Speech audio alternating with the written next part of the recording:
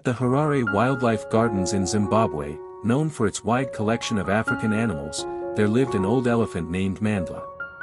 He had been a part of the sanctuary since he was just a calf, having been rescued after his herd was lost to poaching many years ago. For over 30 years, Mandla lived through scorching summers and lush rainy seasons, becoming a symbol of resilience and quiet strength for the staff and visitors alike. But as time passed, so did Mandla's strength.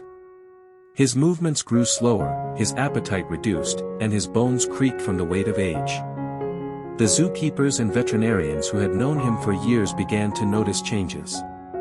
He no longer enjoyed the once pleasurable mud baths, and his playful trumpet had become a weary sigh. Despite efforts to expand his enclosure and soften his environment, it became clear that Mandla was struggling. The paved paths, the constant hum of human activity, and the enclosed spaces had grown too much for him. What he needed now was not treatment or display, but peace. After weeks of discussion and paperwork, the sanctuary made the heartfelt decision to find Mandla a more suitable home. They reached out to wildlife reserves and elephant sanctuaries across Zimbabwe. After many dead ends, they finally received a response from the Nyanga Highland Reserve, located in the cool, open hills of eastern Zimbabwe. The reserve specialized in caring for aging and injured elephants, allowing them to live out their final years in semi-wild environments with dignity and quiet. When the decision was made, many staff at Harare Wildlife Gardens cried openly. Mandla had become more than an animal, they saw him as a survivor, a quiet companion, a symbol of hope. The morning he was loaded into a specially equipped transport truck, the staff stood in silence. Mandla glanced back once, his deep eyes reflecting the sorrow of goodbye. The journey to Nyanga Reserve stretched over 400 kilometers, winding through grasslands, small towns, and hilly terrain. Mandla swayed slightly in the truck, eyes half closed, sensing the world changing around him. The temperature cooled as they climbed higher, the air became fresher. Waiting at Nyanga was a seasoned caretaker named Tanashi. He had dedicated most of his life to wildlife rehabilitation and had a quiet understanding of elephants. When he read Mandla's file, he felt a deep kinship. The old bull's story echoed many others he had seen, yet Mandla's longevity struck him. When the truck arrived, Tanashi approached slowly, speaking in a low, soothing voice. Mandla looked at him, ears twitching, and then stepped out onto the soil of his new home.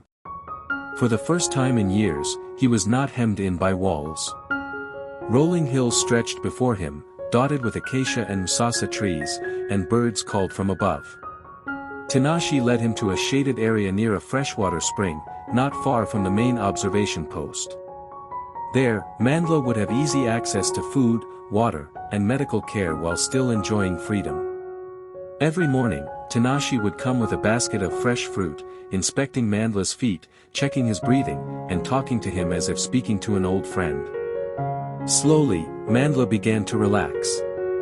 He took slow walks through the grassy fields, sometimes stopping to lean against trees or rest near the spring.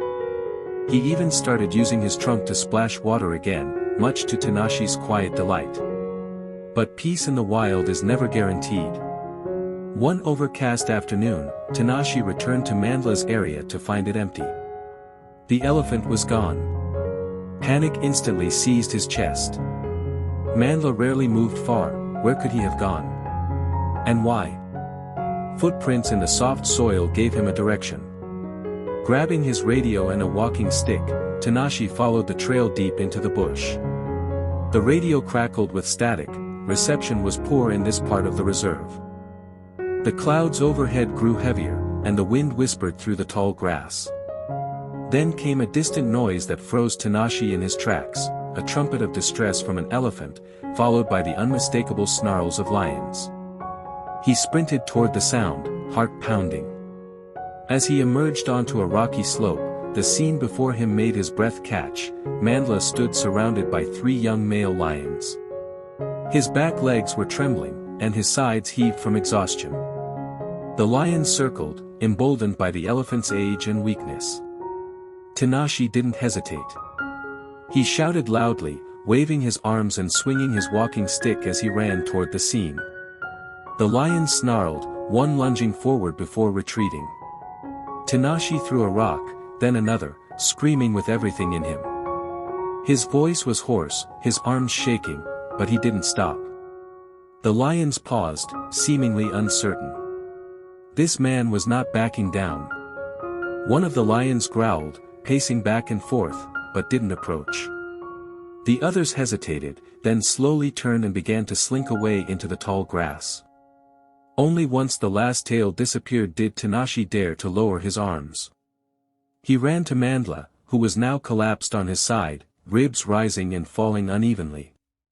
Tanashi knelt, placing his hand gently on the elephant's thick skin. "Easy, boy. You're all right. I've got you," he whispered. Though Mandla was scratched and bruised, there were no major wounds, just the toll of fear and fatigue. Tanashi stayed with him until help arrived nearly an hour later. Together, they slowly coaxed Mandla to his feet.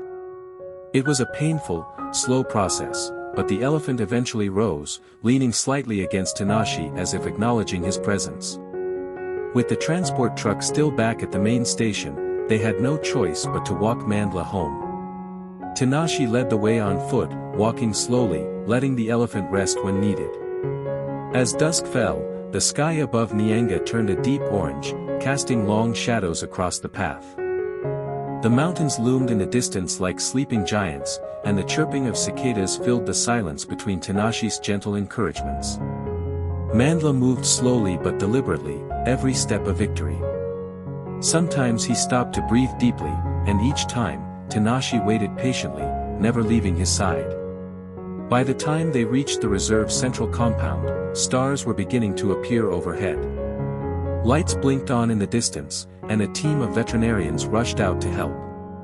That night, Mandla was given a warm bed of hay, food, and water, and was monitored closely.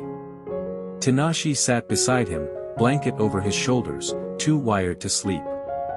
In the days that followed, Mandla slowly recovered. He ate again, drank deeply, and even ventured short distances into the hills, always with Tanashi not far behind. The story of his near death and the man who saved him spread quickly, making its way into the hearts of many. Harare Wildlife Gardens sent their gratitude, and people across the country sent letters of support. Though Mandla's days were numbered, they were no longer filled with noise, cement, or isolation, but with grass, hills, stars, and the unwavering bond between an old elephant and the man who stood by him. Thank you for watching the video. If you enjoyed it, please like and subscribe to support the channel. See you in the next episodes.